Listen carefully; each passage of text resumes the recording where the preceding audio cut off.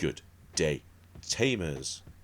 Bandai has given us our daily bread, and by daily bread, I do mean that they have given us some reveals to look at in English, which is really nice. Now, Bandai, I know why you do it, but I would really like it if you could remove the sample wording across these, so my videos look nicer. Would just appreciate it so much. For those who don't know, the reason why they do it is that way you can't make proxies easier, and obviously if you're using these early, then they obviously know that they're proxies, so, you know, good for testing, not for cheating. We don't want cheaters in our game, more so than we already have. But let's start this off with this lovely DemiVeemon. Simple. It's an uncommon. You're going to get it as a box topper. You can get it as a pre-release card, while we still have pre-releases. We haven't heard anything about the upcoming BT21 roughly this time next year. We may not have any more pre-releases after that because Japan doesn't have pre-releases. So we will see if we continue that tradition or not going forwards. But yeah, it's our new baby for the line. And then all turns, well, this Digimon has 2 or more colours. It gets 1000 DP. Don't scoff at 1000 DP. You'll be surprised often like that extra 1000 DP does make a difference in this modern day era of Digimon. But to be fair, you won't be running this. You're either going to be running the Wormmon to get the draw, or you'll be running the jamming Bakumon as a one-of, just because you want the extra punching forward ability. It's obviously very good if you go first and you get lucky to hit the one off the top. Now, for our second baby in the deck, yes, second baby in the deck, we have Minomon, who is a green baby. Now, to be fair, if you look at how Bandai wants you to play this game with this lovely Imperial deck, they want you to play Minomon and then a lot of Wormmons, and then I think just the new Veemon. That's not what we do it here. We don't play that here. Again, you don't run either of the babies. They're okay. And then Minomon's inherited effect, all turns once per turn. When this Digimon deletes an opponent's Digimon in battle, if this Digimon has 2 or more colours, gain 1 memory. To be fair, most of your deck is now dual coloured. But again, you won't be running this, and there's better green babies, I feel like, as well as the fact that there's just better blue Digimon babies to run in this deck other than, you know, what we have here. So nice to see the beautiful artwork, just a shame that we won't be using them in the future. Now, controversy becoming dual coloured Veemon. Now, personally speaking, I feel like it may have been a bit too long since we're waiting for some of these dual coloured babies, but at the same time, you have to be careful what colour combinations you use, as it makes certain decks that don't really care about Digimon too much a bit more powerful. You know the decks we're talking about. Don't want to say it too loud or too many times in this video because, like Beetlejuice will just come out of nowhere. And then we have this little Veemon. You will run this in this deck, from what I've seen, and I do think you will run it in the armor version of this deck. You don't have to. I've just seen people that do want to run it because they do like the extra memory gain here. But it's a free cost to play, and then for level 2s, you can go from a purple and a green, which is really good. Obviously, you've just seen why. This also does somewhat factor into the way you may want to play Whirlpool in the future. Your turn must return when one of your other Digimon is played, or Digivolves if it has 3 of its traits, or is green, gain 1 memory.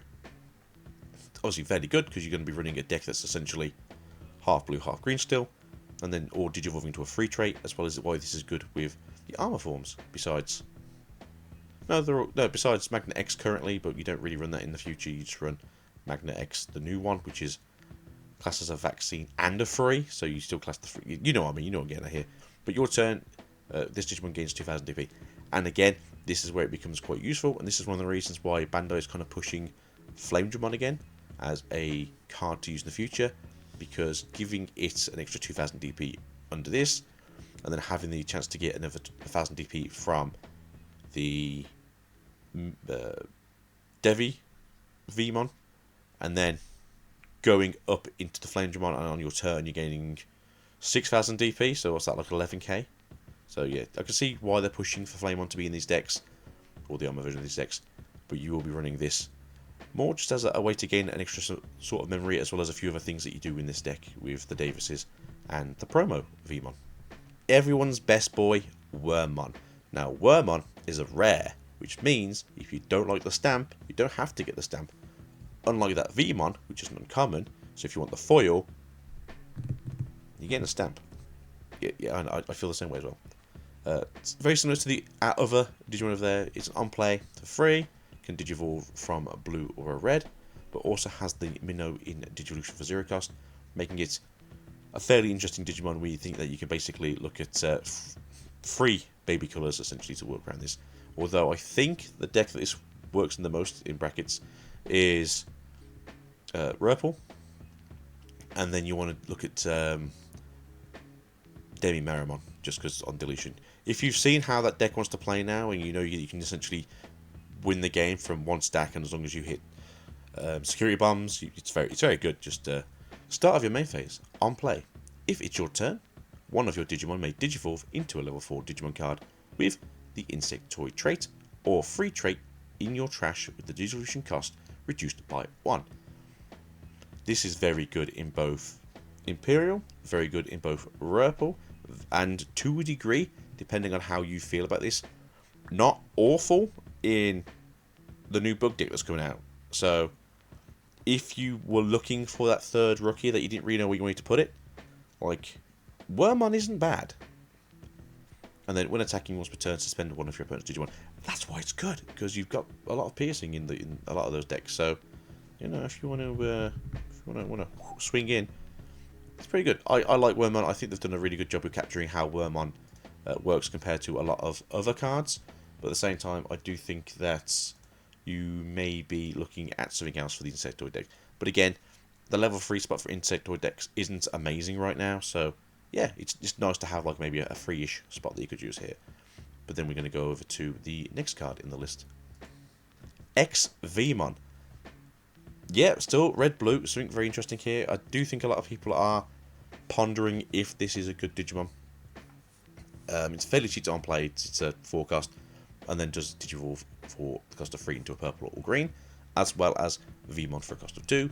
Has Raid, which is obviously a very good skill that we don't see too much of, and could become useful further down the line depending on maybe some Digimon that don't want to be attacked or can't be attacked into normally, and so Raid itself becomes a reason to get around those things, so we could see further down the line. It is a common card, so unfortunately no shiny ExVeemons, which I'm pretty sure we haven't had a shiny ExVeemon besides the Evo Cup one. Don't quote me on that, I think that's just the case. On play, when Digivolving, one of your Digimon can't be deleted in battle until the end of your opponent's turn. As far as I'm aware, when you DNA Digivolve, this effect is removed because you're a new Digimon. I could be wrong. I think I meant to look that up in the books when this set released. I never got around to it. But because you're a new Digimon, I don't think you have this effect anymore. So, yeah, you tried. But also you get like a lot more DP. It's a decent card. People are like saying you want to move away from the jamming options that you used to run a lot of from the EX1, I think it is, ExVeemon, and a lot of people are trying to like do these multicolored push and pull decks, but I think it's a really good Digimon, and I do see it doing some amount of work in the upcoming format that if you have a ticket for, and there's still tickets available for, over at the OPE event at the Games Expo in Birmingham, NEC, which is technically in Solihull, which is where I'm from. Yes, I have to mention that as much as possible, because if I don't say it every time I get a chance to, no one will believe me. Then we're going to go over to our next favourite card, Stingmon. No, I love Stingmon. I think Stingmon is great. A lot of Stingmons are really cool. I still wish Bancho Stingmon got a new card that makes it a little bit better. It's a very interesting card still. I just wish there was ever a format that you could put it into a deck and actually make it work. One day, maybe. So, for play cost, free to Digivolve from a red or a blue source, which obviously we've seen Veemon is. Has retaliation, but can Digivolve from a Wormmon for the cost of 2, which makes sense. And then on play, when Digivolving, suspend one of your opponent's Digimon, which,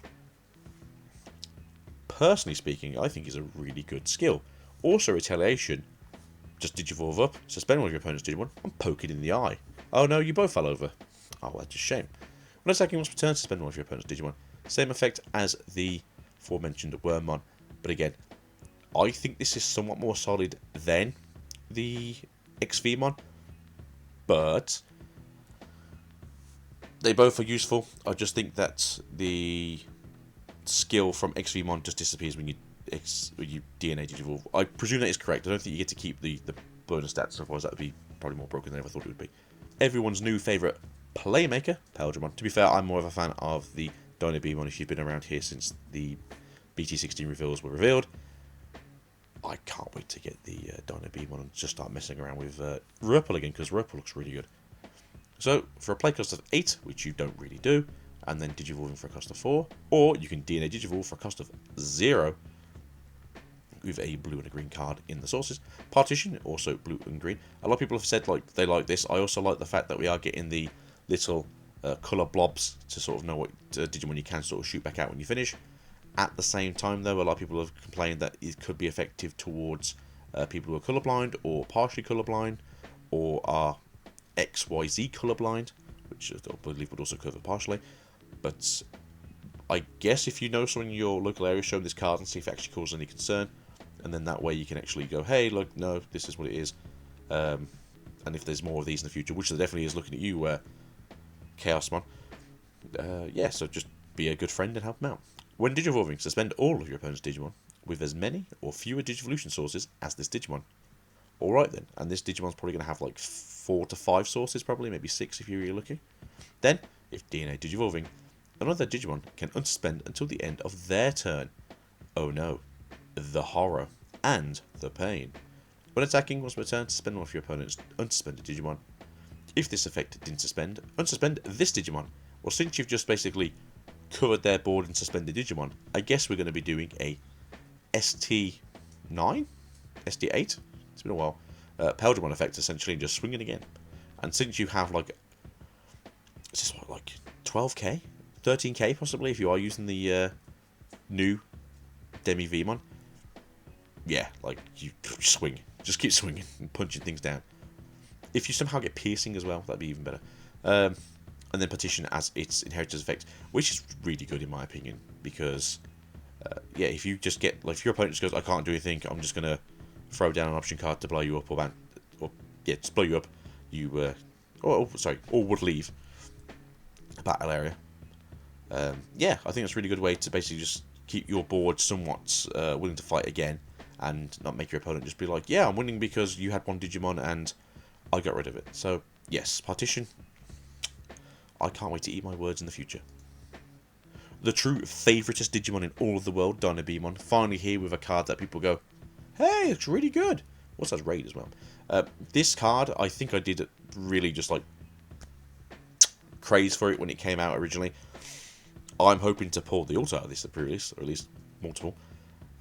As well as the secret rares, because it's going to be an expensive set. Despite the fact that I have said multiple times that this is probably going to be the Edison of Digimon, I could happily eat my words and say that BT15 has been the Edison of Digimon, because we've had like 8 or 9 different decks winning tournaments, which obviously shows you the diversity of the format, which is obviously really good in my opinion. I know some people prefer more shortwave formats, but I think the wider the format the better, because it just shows you that being better is normally what makes you win. Play cost 8 again, same as the Paildramon. Digivolve for 4 from either red or purple, or DNA for the cost of 0 from a purple and a red. Raid and Partition. When Digivolving, if DNA Digivolving, you may play one level 5 or lower Digimon card with the free trait from your trash without paying the cost. Then, one of your Digimon may gain Rush for the turn and attack the player. This is really good in Wormmon, because you're getting to put the other level 5 on the field. You get to go up into Dragon Mode. Dragon Mode gets to swing out with Blitz. You then get to go up into Fighter Mode. And then, if you're lucky, you get to do 2 swings. The first swing is just a normal fight, nothing happens. Go into the second card, it's either a bounce or it's a deletion. So you get deleted on the deletion. You then get to play out a Wormmon and a Veemon, and you get to do the whole looping. It's a very, very consistent deck, and it's very, very egregious at what this thing can do. I haven't really seen it doing very well in Japan, but I do think it's because, for the most part, a lot of people were sort of stuck in the Apocalypse mindset at the time, because I don't think it got banned for them until the end of BT16, or maybe, yeah, I think like the end of BT16. A lot of people were sort of given up at that point, because they were probably looking forward to playing like the older sets if they were going to Worlds, or maybe they were looking into EX6, and essentially get themselves a little bit of time period between formats, which, you know, you probably should do if you're a bit burnt out, especially if there's something that's currently running the format and making you miserable as hell, which, from what we saw from Japan, I think Apocalypse was that deck. And then the inherent effect is partition, which again, if this stack is removed from the field by anything that isn't your effect or battle, you get to essentially just play out 2 of your level 4s, which will be probably the Shardramon from the promo side, and then you could either have the Shardramon or the Flamedramon from EX3. And if you've played those cards, you know that basically it's just a continuation of just DNA back into this, DNA back into that, keep just DNAing, and it's really, really good. Like, it's shockingly good. And then we come to the new Dragon mode, which a lot of people are saying is really good. Play cost of 12. We ain't playing this intentionally. From 4 for the cost of 4, or from a Pale or a Veemon for a cost of 3, does help. When Digivolving, one of your opponent's Digimon or Tamers can't unsuspend until the end of their turn. Then, by suspending one of their Digimon or Tamers, unsuspend one of your Digimon. I will probably just unsuspend the Ancient Dragon over here. All turns, when an effect plays or digivolves an opponent's Digimon, if you have a Tamer, this Digimon may digivolve into Imperialdramon Fighter mode in the hand without paying the cost.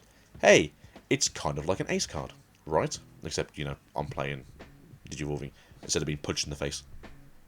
I'm going to say here, a lot of people prefer this over the other ones we have currently.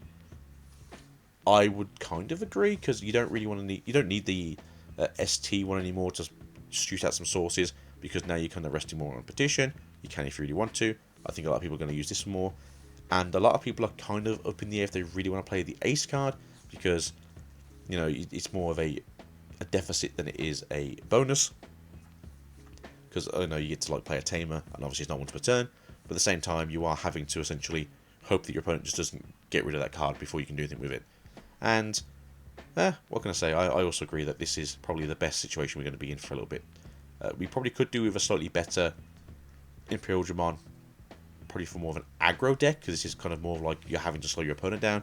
But blue and green cards, it's thematically, you know, makes sense. And then we have the new Fighter mode, which is an Ace card.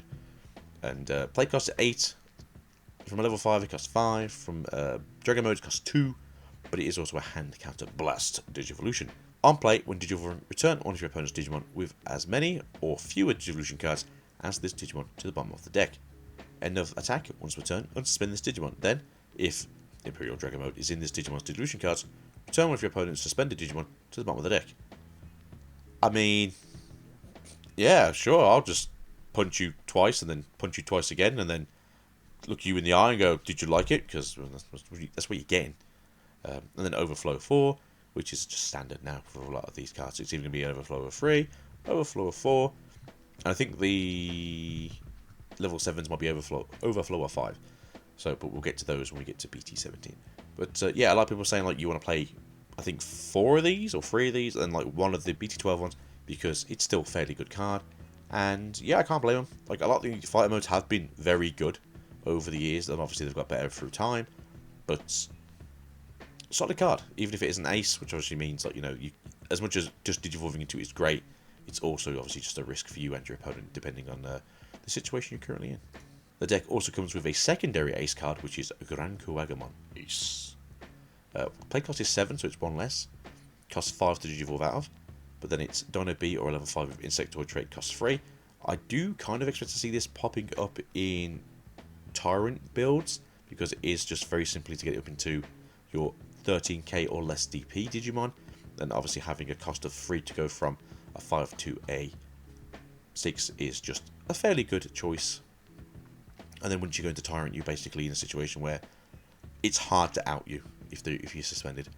On play, when digivolving, suspend 2 of your opponent's Digimon or Tamers. Cards this effect suspended can't unsuspend during your opponent's next suspend phase. Then delete one of their suspended Tamers. Your turn, once per turn. When this Digimon becomes suspended, one of your Digimon gets a security stack of +1 for the turn. Guess what? It's gonna be him. Again, depending how you build this deck, I think there's some like DP increases in this deck, so you could probably get Grankuwagamon to like 15 to 16k quite easily. And if that's the case, there's a good way that you're probably going to essentially steamroll the game. You can also run the Okuwagamon promo. That was obviously like a big contestant and quite expensive for a long time.